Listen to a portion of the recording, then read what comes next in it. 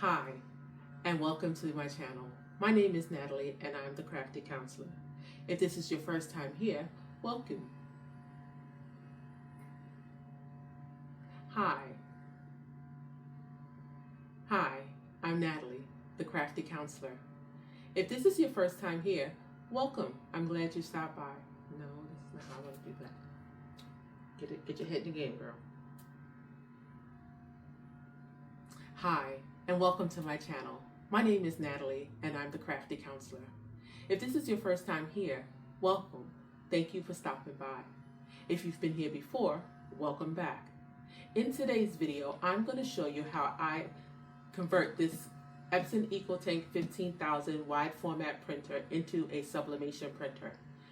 And at the end, I'll share my reviews as well as some helpful hints. If this is something you're interested in, please stay tuned. Now, before we go into the video, please be sure to like this video, subscribe to my channel, and turn on the bell for notifications so you'll know each time I upload a new video. Now, without further ado, let's get to converting this printer. Okay, so we're gonna open up this Epson Ecotank 15000. It's the latest toy in the room.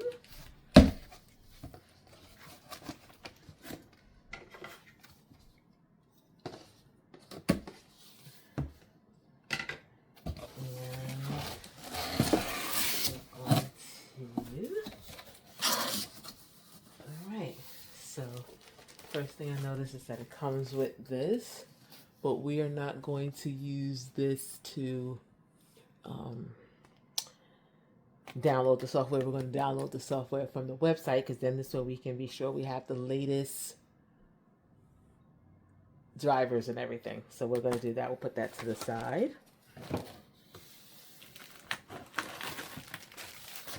This is our plug, which of course we'll use.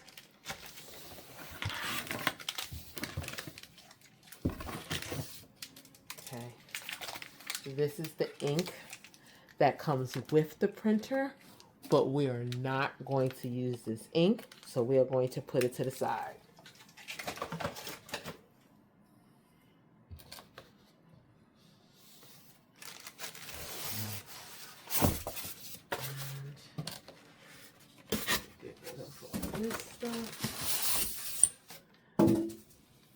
I'm not going to get rid of the styrofoam, because just in case I need to return, I will know where I still have that stuff.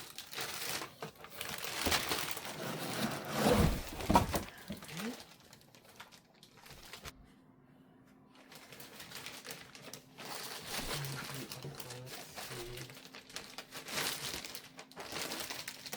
Take it out of the box. And you can see there's a lot of tape on it, which we are going to make sure we get all of that off.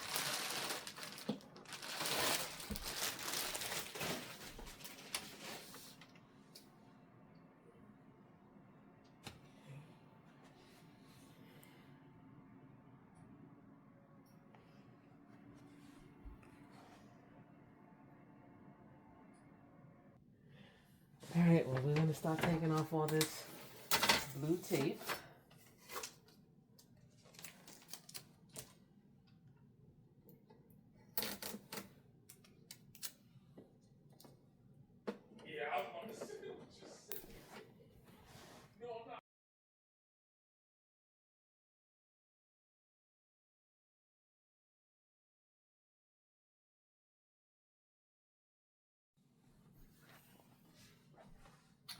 Okay, so now we're going to undo this plug, and we're going to plug it into the back, but not into the wall. I just like to get it set up.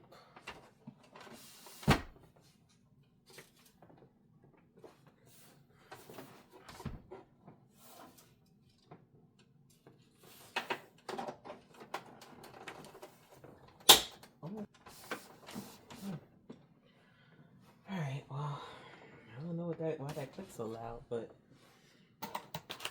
all right. So we are not putting, remember, we're not putting in the ink that came with it. We're going to put in Sublimation ink. So I'm installing the Hippo brand of Sublimation ink. Okay.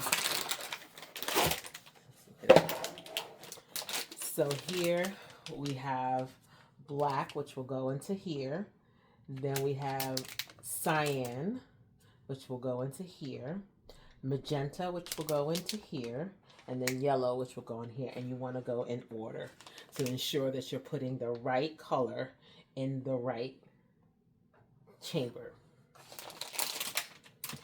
So I'm going to get it all set up and then we'll get going. So before we start the filling of the tanks, we're going to just make sure we're following the instructions. So it's turning on, getting all the tape off. There was a lot of tape, as you saw inside this, lots of tape. So all the tape is gone. Okay. All the protective materials that was in there. Okay, and so let me just double check, make sure all the tape is out of here. Definitely looks like all the tape is out. Okay. Now, fill the tanks. So the next step is filling the tanks.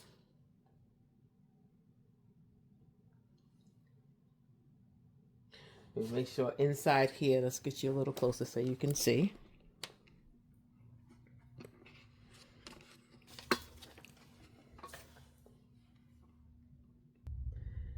What it's saying is that you want to make sure that this little lever right here is in the down position. So if I lift it up here, that's the up position. We don't want it in that position. We want it in the down position. There.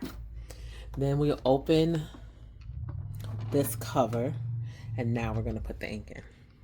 Remember, you're not going to put the ink that came with the printer. You're going to use the Sublimation ink that you purchased separately.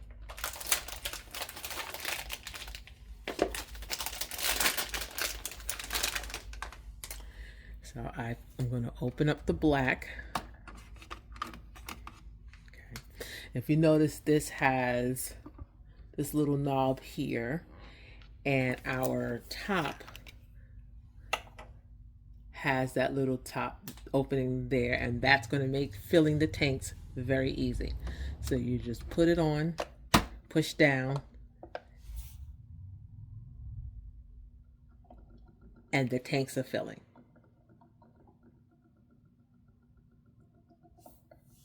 You can, I don't know if you can hear that.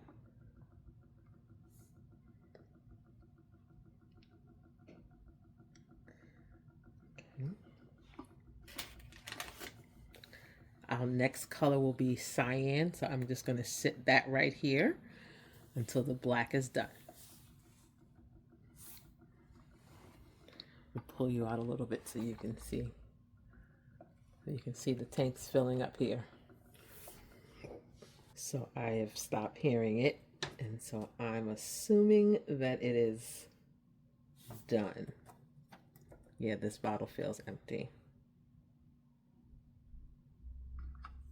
So we're going to pull that up because the bottle's empty. I'll get a bigger one next time. Close that down, open up the cyan, top off. Making sure, double check, this is your cyan. See, this is cyan. And then down it goes.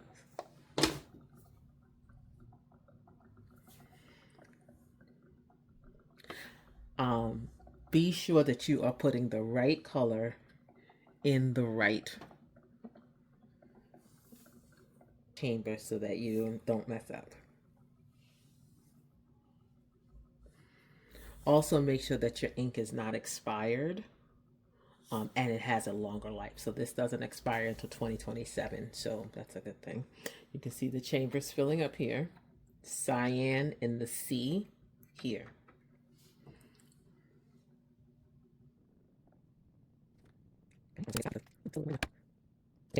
There's still something here, so we'll put this up. We'll put it now, we'll go back to something. The next color we're going to is our magenta, so we're going to close down blue, and go back to the top. Again, magenta, so magenta, we'll switch it down. Here, filling, it's going to be this shade here.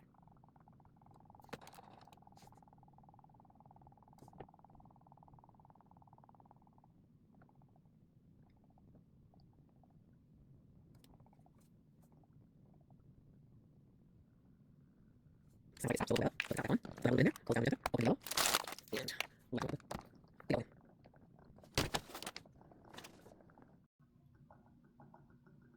You want to make sure you don't squeeze these bottles. Just let it flow naturally.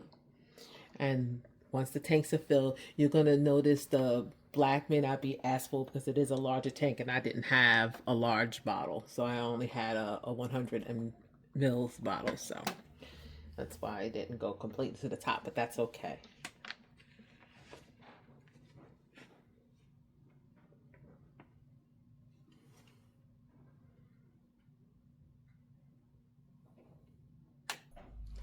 All right, so the yellow has stopped blurbling. Blurbling, that's not even a word. Okay, we'll put our top back on the yellow and we have finished filling out the tanks, so then we can close our case. On to the next step. All right, so now that the ink is filled, we're gonna close this top, so you grab it, lift up, and then bring it down. And I would carefully bring it down. Don't do what I just did. All right, now we're gonna plug it in as per the instructions. That's going to require me to move this cabinet, so let me do that and I'll be back. All right, so now the instructions say to power it on.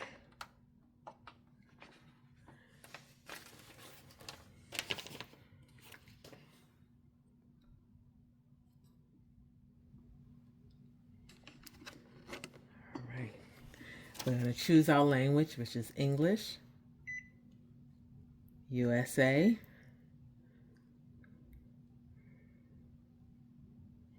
we are in summer. Let's just make sure that was right. Yes, summer. And then we're going to do month, day, and year. So we are going to put in the month. We are in July. Today's the 18th. And it's 2025. Hit okay. 12 hour.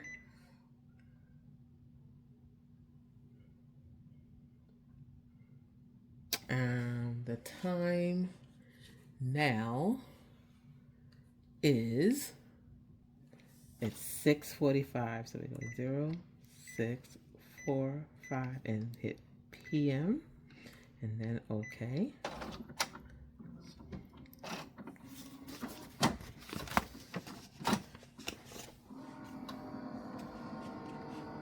And now I think what it's doing is, so it's charging the ink. That's what this is called.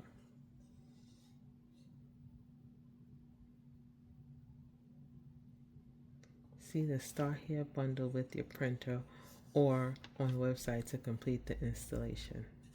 Okay, let's see what's next steps. So I'm gonna finish doing all the installation. And then I will get back to you. And we're doing our first print. A couple of things I noticed, but we'll talk about those after.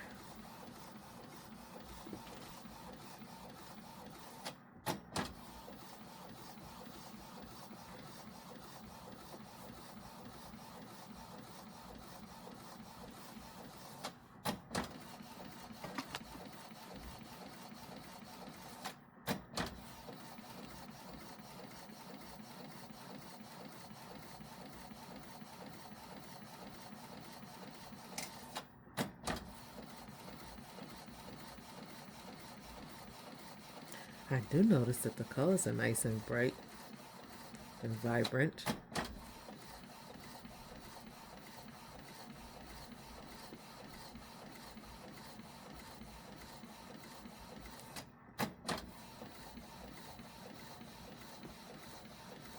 We'll let this continue to do its thing, print all out, and then I'll come back and talk about what my thoughts so far. All right, so it has printed out. It is in reverse, of course, because when we press it, it will come back. It says crafting is my love language, which it definitely is. A couple things I do notice, a couple of drops of ink right here and here. So I need to look at my design and make sure that that's not actually on there, but I am noting some different drops of ink. So it's dropped there and a drop there. It's already dried. So of course, if I were to press this on something, that would press out. Doesn't look too bad to me, but I don't know that I would want that on my print. So anyway, let's come back to me. All right, so a couple of thoughts. That was a long process, and it took it a longer time to print. I noticed that print took a little longer than my 2783. So I think for like basic small prints, I will continue to use my 2803. I said 73. And definitely use this for wide prints. But again, that was just my first print, so I think I'll continue to look at it and continue to play with it and see. Hopefully there's no issue with the colors leaking out, but I'm going to do a couple of prints and then see how that goes. But I'm not going to keep you here for that. I'm going to press it off camera to see how vibrant the colors are. And then I'll have a second video where we'll go a little bit more into how it sublimates compared to my 2803 in terms of the color saturation.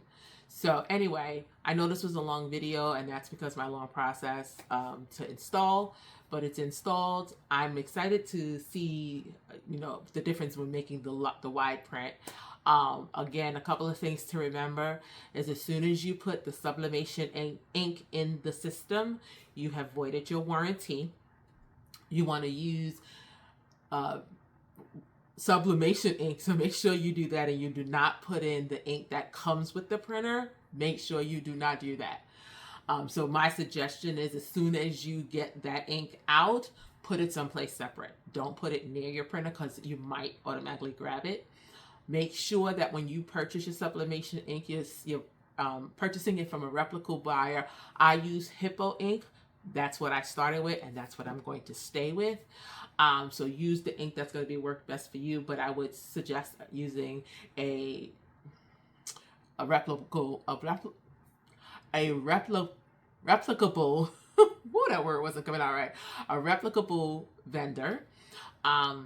Make sure that the ink is not expired. So on the box of my sublimation ink was the production date, which in my case was April of 2025, and the expiration date, which is in 2027. I can't remember the month, but it's 2 years. So make sure that you are not using expired ink.